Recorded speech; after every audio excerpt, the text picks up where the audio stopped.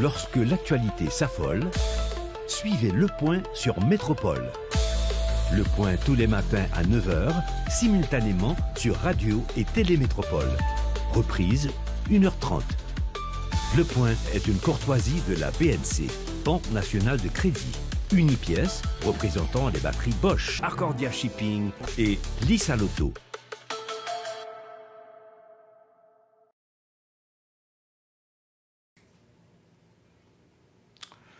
Madame, Monsieur, bonjour. Bienvenue à la rubrique Le Point de Radio et Télémétropole. Merci de votre fidélité, merci de l'intégrer. Nous vous prions d'accepter nos excuses à cause de ce grand retard qu'on observe ce matin, ce qui est dû à des difficultés d'ordre technique auxquelles on a dû faire face. L'invité de la rubrique Le Point de ce mercredi est le nouveau secrétaire d'État à la communication, le journaliste Lucien Jura. Depuis son accession à ce poste-là, c'est pour la première fois qu'on a le plaisir de le recevoir et nous en sommes très contents. Lucien Jura qui va bientôt avoir un mois depuis qu'il est secrétaire d'État à la communication. Bonjour, Monsieur Jura, bienvenue à la rubrique Le Point de Métropole. Bonjour, Monsieur Théodore, et bonjour à tous les téléspectateurs et téléspectatrices également, et auditeurs et auditrices de Télémétropole, à tout le staff, la direction générale. Et c'est toujours un immense plaisir pour moi d'être sur votre plateau aujourd'hui, avec un autre statut, dirait-on, mais toujours le même Lucien Jura et le même plaisir. Le même plaisir. Vous étiez déjà, je rappelle, porte-parole, maintenant secrétaire d'État. C'est le même travail, non? Et oui, je dirais, mais dans un contexte légèrement différent. Parce qu'un porte-parole a pour mission, vocation, de permettre au public d'être informé de ce que, suivant qu'il est porte-parole d'un président ou d'un responsable à un autre niveau, de faire connaître au public ce que son supérieur est en train d'accomplir, dans un sens ou un autre. Alors que là, secrétaire d'État à la communication d'un gouvernement, c'est autre chose, car vous avez à vulgariser... Pardon ? C'est beaucoup plus que ça. Oui, ça va au-delà. Ça va au-delà parce que là, vous êtes le trait d'union entre tout le gouvernement et la population, tout le gouvernement et la presse. Donc, je dirais qu'il y a un degré en plus de franchi dans le palier et qui vous fait l'obligation d'être constamment en contact avec toutes les sphères gouvernementales, de manière à pouvoir intervenir à chaque fois que la nécessité se fait sentir. Et c'était pas difficile pour vous de vous adapter? C'était pas difficile de rattraper le train qui était déjà en marche? Bon, et c'est jamais très facile, mais c'est d'abord et avant tout une question de dossier. Et avant mon arrivée, il y avait un ensemble de dossiers. Il fallait prendre le temps d'en prendre connaissance. Et comme tu l'as souligné tout à l'heure, ça va faire bientôt un mois que j'ai été installé à cette fonction. Et dans l'intervalle, je n'avais pas d'autre choix que d'aller au dossier, savoir ce que font les ministères, ce qu'ils ont accompli, ce qu'ils ont comme projet, savoir, bref, quels sont les axes majeurs, les chantiers en cours au niveau du gouvernement pour pouvoir en faire la transmission à la population, au public, via les médias, bien évidemment. Et les chantiers prioritaires de ce gouvernement sont les élections. Non, je dirais la sécurité d'abord. Allez-y, je m'excuse. Oui. C'est un défaut professionnel. Oui. Non, en fait, il n'y a pas vraiment de... C'est pas un énorme souci. Mais aujourd'hui, dans le contexte actuel, on ne saurait même parler d'élection sans parler de la sécurité. C'est un binôme. Binôme, oui. Indissociable. En effet, indissociable. Sécurité, élection... Et puis, il y a aussi... les axes humanitaires. Les axes humanitaires, c'est quelques milliers, des dizaines de milliers d'Haïtiens qui sont attendus en Haïti. Et les déplacés aussi. Donc, je dirais en quelque sorte que le gouvernement, ça a gagné en main. Oui. On commence par la question élection. Okay. Bon calendrier électoral que nous sortis. Nous prévoit organiser l'élection 13 novembre. 13 décembre. Avec un deuxième tour en février. C'est ça. Mais en pile de monde que nous pose des questions sur ça. C'est comme si nous avons gagné l'impression que c'est notre tête CEPA, avec notre tête gouvernement, calendrier ça, réalisable. Nous-mêmes, au niveau du pouvoir, ceux qui sont basés, qui font quoi que élection possible dans date ça. Et ma pour une petite précision tout petit pour c'est pas nous qui fait calendrier en sortie, c'est le Conseil électoral provisoire. Je viens de vous le dire. D'accord. Vous, CEP et le pouvoir en place, qu'est-ce qui vous fait croire qu'il y a possibilité de tenir des élections, puisque quand même le gouvernement s'est engagé à conduire le pays vers des élections, à des élections. Une date est proposée, le CEP propose un calendrier, soumet un calendrier à l'appréciation du pouvoir en place, et le pouvoir en place a apprécié, a accepté, et s'est dit, OK, on y va. J'aime bien cette reformulation. Le Conseil électoral provisoire a transmis au gouvernement un calendrier électoral. Pour quelle raison m'insister sur ça? Le Conseil électoral a transmis au gouvernement un calendrier électoral. C'est parce que ce n'est pas le gouvernement qui a une responsabilité d'organiser l'élection. C'est le Conseil électoral provisoire. Le rôle du gouvernement, c'est accompagner ces EPA dans tout moyen qui est nécessaire à sa disposition pour arriver à accomplir de manière indépendante mission ça que les gagnants pour remplir pour tout Haïtien qui aujourd'hui bouquet avec série de gouvernements de transition pour que nous remettions le pays sur les bases démocratiques. Alors, je voulais bien m'adresser aux journalistes que vous êtes. Et si par hasard le choix a été fait de façon conjointe, le choix des dates? Là, vous me demandez de conjecturer et de redevenir dans la peau du journaliste, alors que dans celle du secrétaire d'État... Vous ne pouvez pas le faire. Je ne saurais le faire. Non, mais je ne peux conjecturer sur ce qui est. Vous n'allez pas vous n'allez pas conjecturer, parce que quand même, vous devez être au courant. Non. Vous êtes dans la cuisine, je dirais. Tout à fait. Et c'est pour ça que je n'ai pas à conjecturer quand ce qui est, quand l'évidence est devant nous. Et l'évidence, c'est quoi? C'est une institution électorale qui seule a vocation d'agir dans le sens de l'organisation des élections et qui est en train d'exécuter sa partition. Permettez que je vous repose la question, monsieur le secrétaire d'État.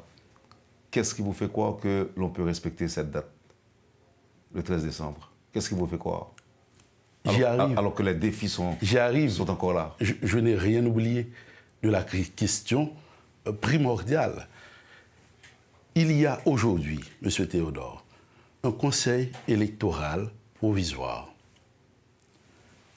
qui dispose de fonds pour l'organisation des élections, qui également a à sa disposition un décret électoral, qui a commencé avec l'enregistrement, qui a réalisé l'enregistrement des partis politiques désireux de prendre part aux élections et qui a démarré avec l'inscription des électeurs et qui vient d'aboutir à un 6e point, un calendrier électoral. 6 pas majeurs qui, à eux seuls, suffisent pour traduire la volonté intraitable qu'il y a aujourd'hui d'aller vers les élections. Depuis cette rupture avec l'ordre démocratique,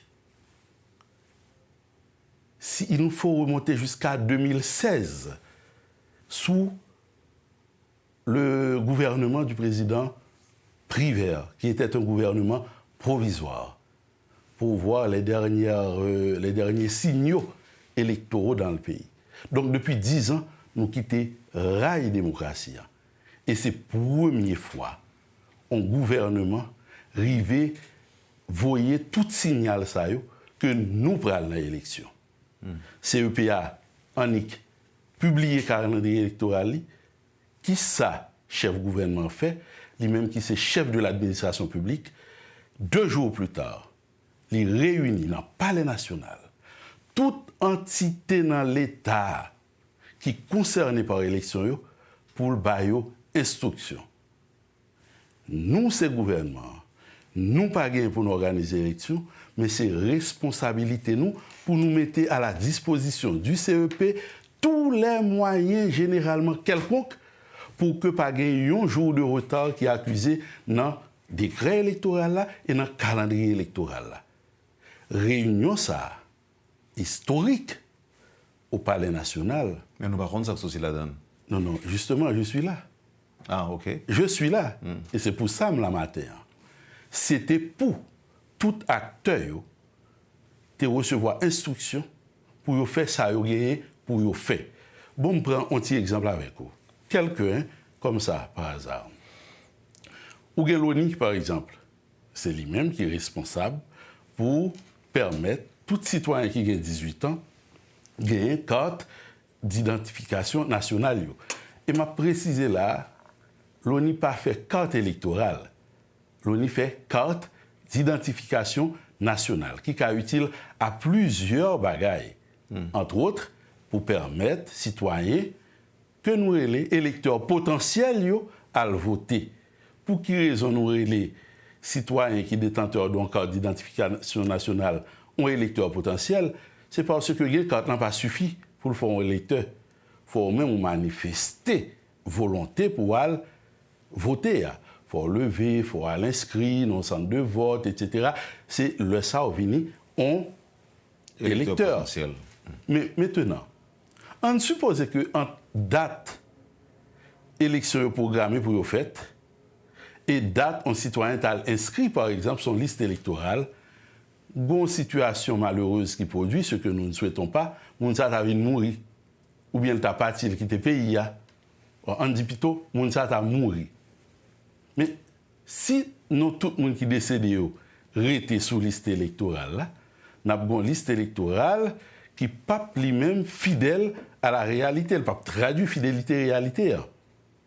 C'est ça que fait dans le cadre décret électoral là et responsabilité gouvernementale là je dis au ministère quoi ministère de la justice dans ça comme autorité sur un ensemble d'institutions yo pral dit officier d'état civil yo comme c'est nous-mêmes qui pour attester de on acte de faut nous rédiger acte de décès eh bien si il y a des gens qui dans l'intervalle décédé nous avons pour obligation pour nous transmettre par CEPA tout le monde qui est décédé pour CEPA lui-même aller pour aller retirer dans la liste là.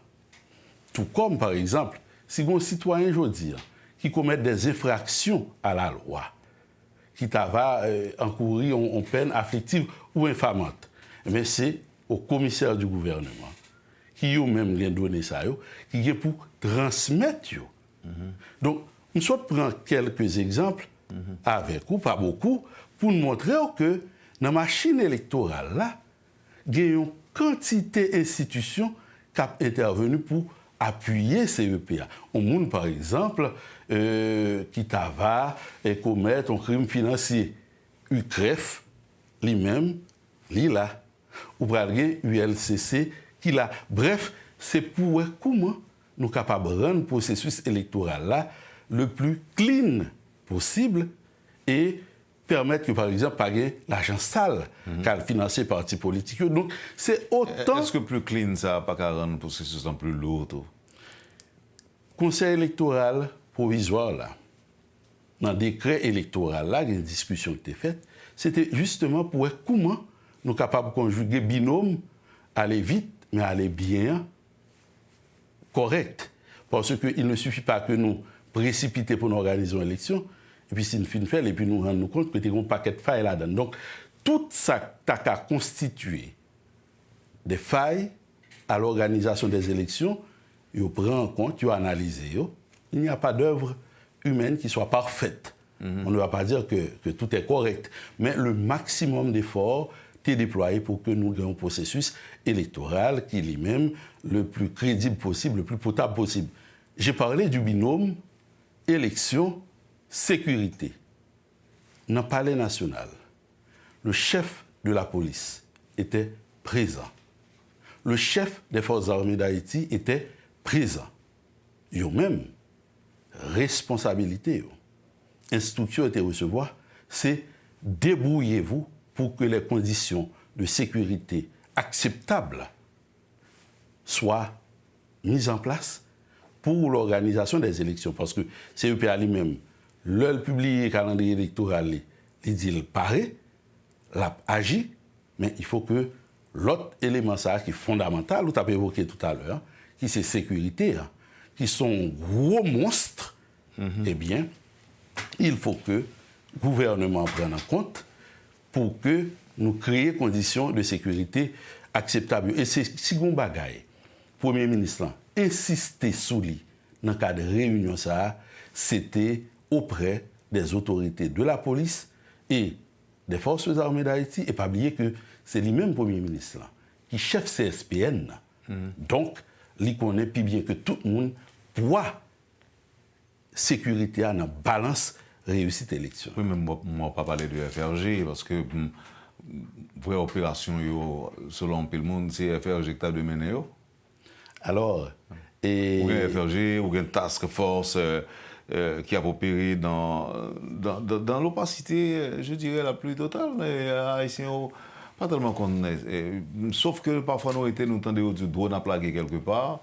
Et deux, trois bandits mourir, mais on a l'impression c'est pas dans l'application, dans le respect d'un plan global de sécurité qui tiendrait compte de tous les paramètres de ces jeux-là. Éric prend son côté, FRG, et de l'autre côté, la police, là tout, l'armée, là, même pas l'impression que la situation est vraiment améliorée, c'est une situation qu'on a vivre aujourd'hui.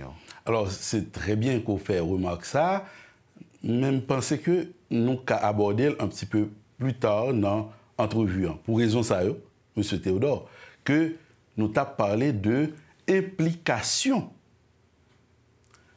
de l'administration publique dans l'appui qui doit bailler à conseil électoral provisoire là. Or, FRG, nous d'accord, il pas fait partie de institutions qui relevaient de l'administration publique haïtienne qui, eux-mêmes, Premier ministre a relé dans le cadre d'une réunion souveraine dans le palais national pour passer aux instructions dans l'appel là.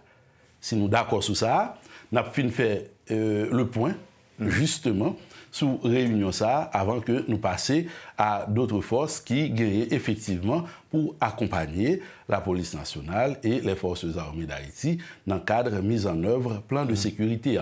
Mais question, il y a toute importance, dans la mesure où le lundi 20 juillet, j'espère que mémoire ne m'a pas fait défaut, il y a eu cette réunion entre le Conseil électoral provisoire, la police nationale d'Haïti, les forces armées d'Haïti et justement les représentants de la force de répression des gangs. Et c'est suite à réunion ça, Conseil électoral là lui-même, libéral sentir confortable pour publier calendrier électoral là, parce que son décision qui depuis quelque temps été là, qui t'est fait l'objet de discussions, mais il y avait beaucoup de ballottements. Et c'est à la suite de cette réunion, justement, que le calendrier électoral a été publié, ce qui laisse croire qu'entre ces protagonistes réunis autour de la table, il y avait des garanties, des signaux clairs que les élections pouvaient être réalisées aux dates précitées. Je veux parler du 13 décembre pour le premier tour et du 21 février pour le second tour.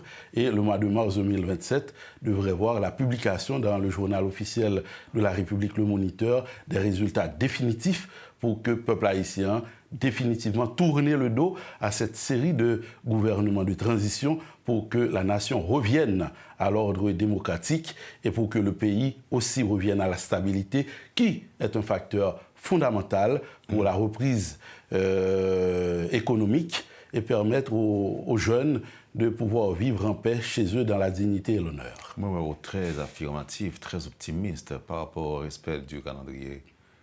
Pourquoi ne le devrais-je? Est-ce que c'est job à demander pour comme ça ou bien... Écoutez, institution qui est responsable pour organiser l'élection dans le pays, dit lui-même, mais qui s'albaille comme calendrier. À partir du moment... Non, mais il dit tout, si toutes conditions sont réunies. Je reprends. Institution qui est responsable pour organiser l'élection dans le pays, dit, mais date nous-mêmes, après réunion, concertation, nous baillons pour élection réalisée. Un gouvernement, si volonté c'est organiser l'élection vraie, ou pas gagner pour questionner ça, ou pour emboîter le pas, en mettant tout en œuvre pour que ces dates soient respectées. Et c'est justement ce que le Premier ministre, chef de l'administration publique, a fait 2 jours plus tard, leur convoquer, leur réunir dans le Palais national toutes les entités de l'État qui concernaient dans l'appui maximal ça de la CEPA pour dire voici les instructions, nous n'avons pas de temps à perdre, il y a des échéanciers, c'est le 13 décembre, c'est le 21 février, nous n'avons pas le choix que de nous mettre entièrement au service du CEP. Pourquoi ne pas être optimiste? Merci Lucien Jura. Je rappelle que vous êtes secrétaire d'État à la communication et c'est vous l'invité de la rubrique Le Point de ce matin. On va observer la pause et on reviendra pour tenter d'aller en profondeur dans la question, dans cette question de grande préoccupation qu'est l'insécurité. On vous revient tout de suite après la pause. Vous suivez, madame, monsieur, la rubrique Le Point de Radio et Télémétropole. Lucien Jura est notre invité ce matin. À tout de suite, après la pause. Le Point est une courtoisie de la BNC, Banque nationale de crédit. Unipièce, représentant les batteries Bosch, Arcordia Shipping et Lisa Lotto.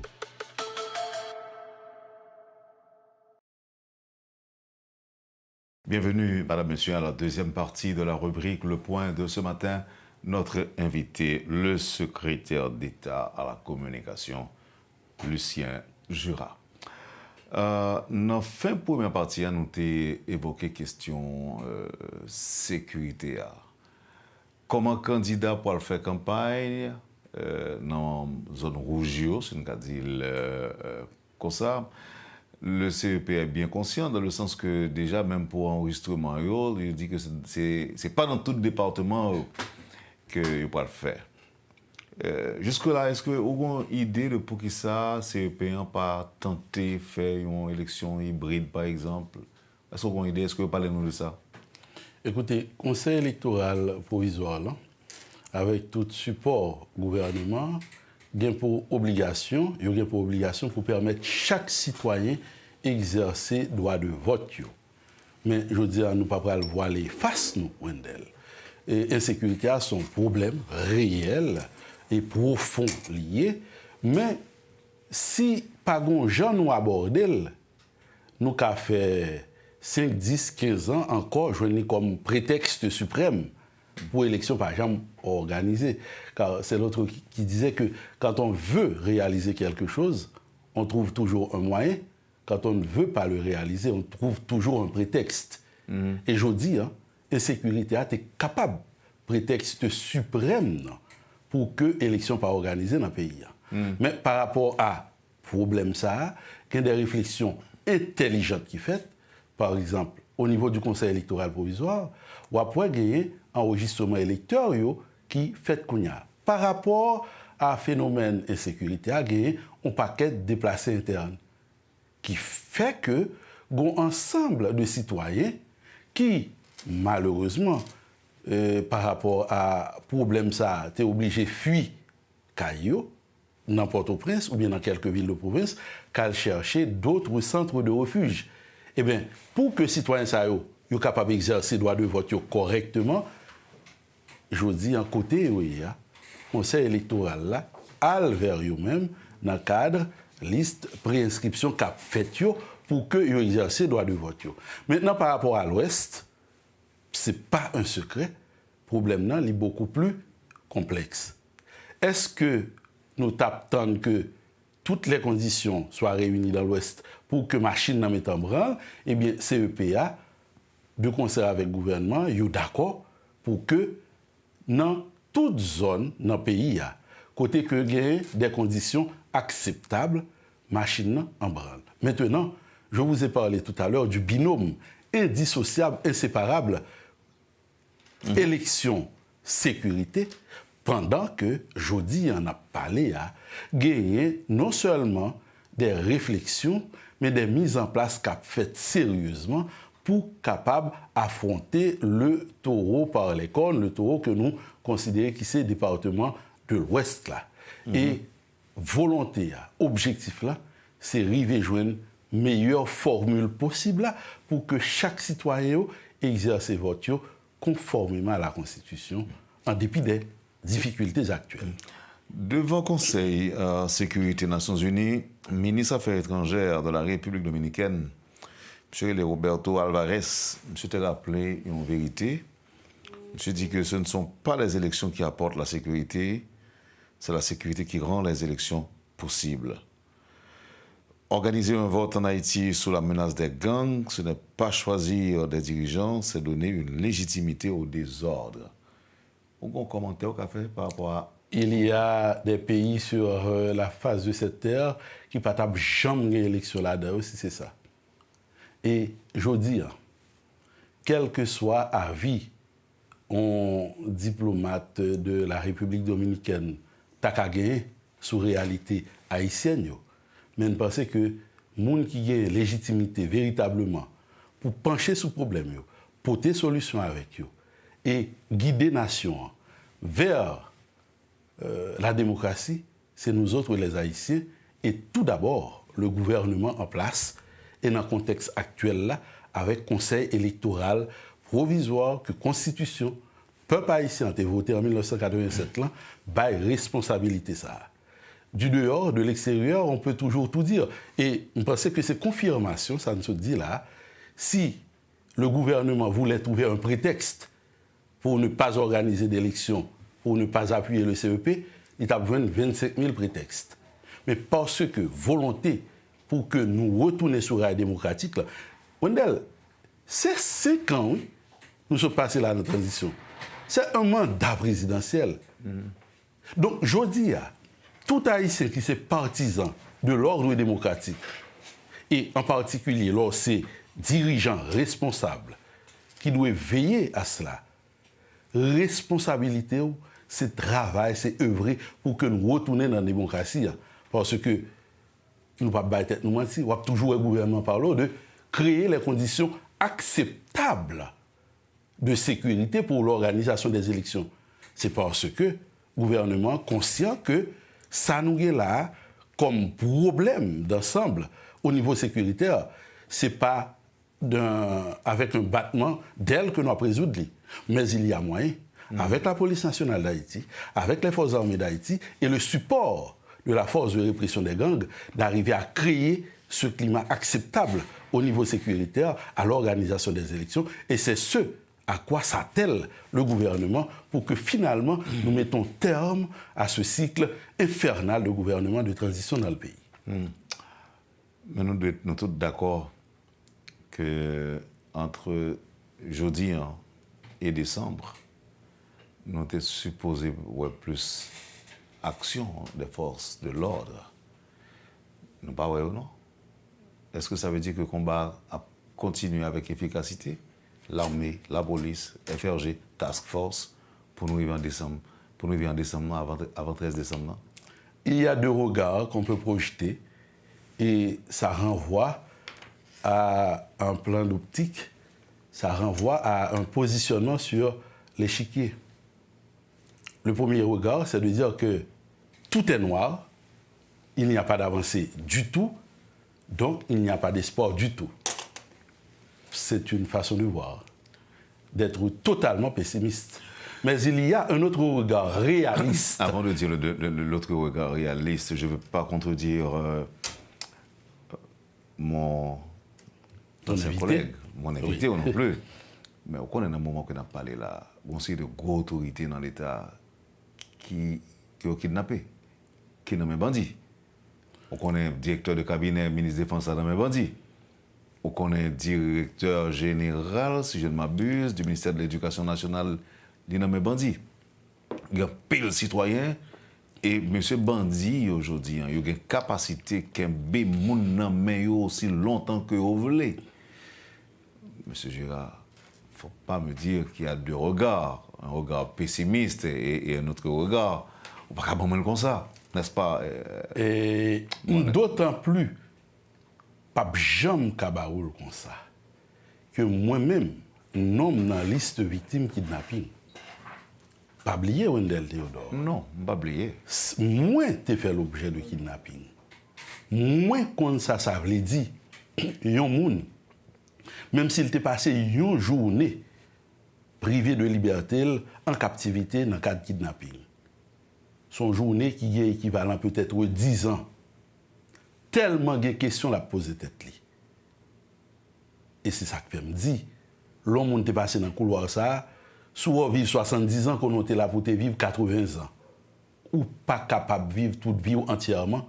Tellement traumatisant, tellement son bagage qui est effroyable. L'homme sorti dans le couloir ça, m'a comprendre que toute famille au monde qui remonte dans le premier cercle, dans le deuxième cercle, dans le troisième cercle, il y a vivre un cauchemar dans le niveau payo, pas possible. Parce que a demandé à chaque instant, si vous mourrez, qui ça y a fait parce que il n'y a pas de cabane, il y a un rançon que vous va même posséder. Caille liquidé, caille pas de prix encore, machine pas de prix, montre tout ce qu'on a joué, ou a demandé prêter tout partout, ou a escompter, et il y a des parents qui même allaient pour dire, prends pito, la gué petite moi. Et c'est le ça, mon plaisir. Mais c'est le contexte, ça nous y est aujourd'hui. C'est pour une bonne raison. Pas grand monde censé, encore moi-même, qui t'a capable de dire que tout est rose. Pendant que, dans le moment où on a parlé là, il y a effectivement un pile famille qui dans deuil, qui a crié, qui a attristé, qui a appauvri. Et c'est l'occasion pour que dans nos gouvernements, dans nos premiers ministres, et dans nos PAM personnellement, pour nous présenter sympathie nous à Mounsayo. Et c'est à cracher sur eux pour nous dire que tout est rose. Cependant, l'homme te dit pour nous pas plonger dans pessimisme aveugle, pas d'où nous pas plonger dans optimisme aveugle tout. Entre l'optimisme aveugle et le pessimisme aveugle, il y a ce réalisme. Il y a la réalité qui dit qui s'allie. On a besoin d'un optimisme réaliste aussi. Merci, j'aime bien cette combinaison et c'est pour ça que j'aime être sur ton plateau, tu m'aides à faire le travail. Donc on a besoin c'est pour te taquiner. C'est pas la volonté, j'ai pas la prétention non plus. Mais je sais que les téléspectateurs et les auditeurs le comprennent. C'était pour faire venir un peu d'humour après ce qu'il y a eu comme moment de crispation. Il y a un instant. Ce que je veux dire, si tout n'est pas rose, mais tout n'est pas aussi noir aussi que certains le disent. J'en veux pour preuve. Je dis, dans Solino, gagner des efforts qui a fait pour que la vie reprenne Jean le Théier en vent. Centre-ville de Port-au-Prince, ou même avec moi Wendell, qui connaît la donne, qui te vive la donne, je ne peux pas venir camper là pour me dire que tout va bien. Mais il nous faut admettre qu'il y a un effort qui est fait pour que la vie reprenne progressivement à Port-au-Prince. C'est le cas à Gressier également. Si on va dans l'Artibonite, ce n'est pas que les gangs soient en déroute, mais il y a des efforts qui se font. Maintenant, nous n'allons pas venir sur ce plateau pour parler sécurité nationale, un sujet aussi sensible. Mais ce que nous dirons, c'est qu'il y a des réflexions et des mises en œuvre qui sont faites actuellement pour que le calendrier électoral puisse être appliqué, notamment dans l'Ouest, également, selon ce qui a été prévu et pour qu'on ait des conditions de sécurité, je le reprends, acceptables. Est-ce que c'est idéal? Pas, peut-être, mais acceptable. Le Saint-Jura, écoutez, nous sommes d'accord avant qu'il y a des réunions qui sont faites, par exemple, au niveau du Palais national. L'heure, elle était difficile, pas dit impossible, mais elle était difficile. Pendant que nous avons parlé de réunions qui sont faites en bas, le gouvernement, toute la police, toute l'armée, ensemble avec nous, qui permettent que nous descendre en bas. C'est bravo, parce que nous avons réuni en bas, là. Mais je dis, qui ça Haïtien va vivre? Haïtien qui est dans la région métropolitaine. Bandits ont sorti juste Matissan, ils viennent kidnapper les gens juste là, dans Delma 60. Vous êtes au courant de ça? Non, on connaît des cas de kidnapping côté au sorti. Pour arriver là, non, pas encore côté au sorti pour venir là. C'est ça, ou par contre côté au sorti. Justement. Mais on a une idée de côté au séquestrer les gens.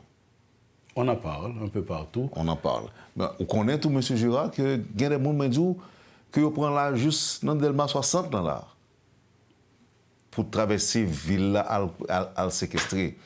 Maintenant, qui gens nous capables de parler de... Ou imaginez un meeting qu'a fait candidat là, et puis bandit dans le foule là, dans le mounio, et puis entrer pour un candidat à la caillou avec les LCE. L'objectif de la réunion tenue au Palais national, c'était justement de ça qu'il s'agit.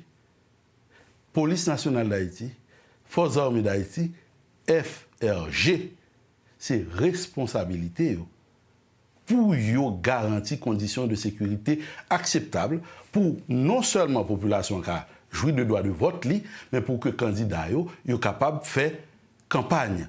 Alors, ça pour nous toujours comprendre, Wendel, par rapport au mal, est-ce que, parce que c'est ça, toujours n'a bien à l'idée, dernière campagne électorale qui était faite, côté que tout candidat a une possibilité libre, circuler tout partout et faire campagne, même si ça n'a pas de compte, éviter qu'il y ait quelques dérapages. Nous l'admettons.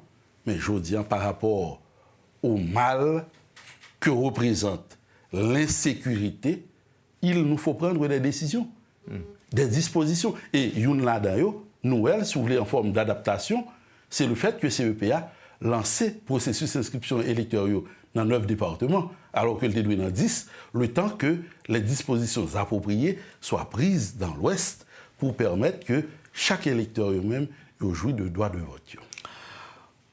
Pour l'autre sujet, ils ont annoncé expulser des centaines de milliers d'Haïtiens en situation d'illégalité, si vous voulez, aux États-Unis, avec la fin du TPS. Est-ce que le gouvernement paraît? Si oui, qui ça l'a fait pour accueillir Mounsayo? Alors, je ne pense pas qu'il y ait un seul gouvernement responsable qui t'a dit aujourd'hui, il paraît pour recevoir 350 000 compatriotes d'un coup qui ont même refoulés par les États-Unis pendant qu'il y a un cap sorti en République dominicaine. Les maigres moyens de l'État, pas qu'à dire nous paraît qu'on va recevoir dans les conditions idoines. Cependant, c'est un droit dans la question convention sur migration que le pays d'accueil a gagné pour décider souverainement de citoyens qui eux-mêmes pas en conditions régulières la Cali pour les retourner au pays d'origine.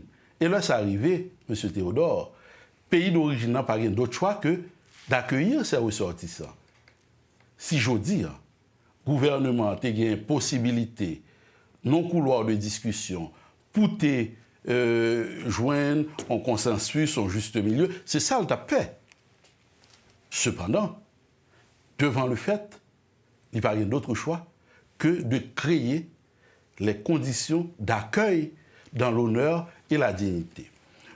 Maintenant, pour nos compatriotes, dernier cohorte qui rentrait, c'était hier, par le Cap haïtien, côté que le ministre des Conditions féminines avec le directeur ONM a l'accueilli. Qui ça, le gouvernement lui-même, l'y fait?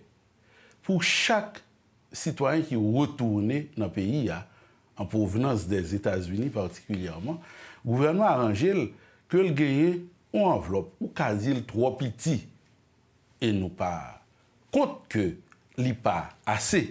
Et au moment où, même si tu multiplié par 5, s'il tape jamais assez, je dis en gros enveloppe qui mettait à la disposition de chaque monde qui refoulait.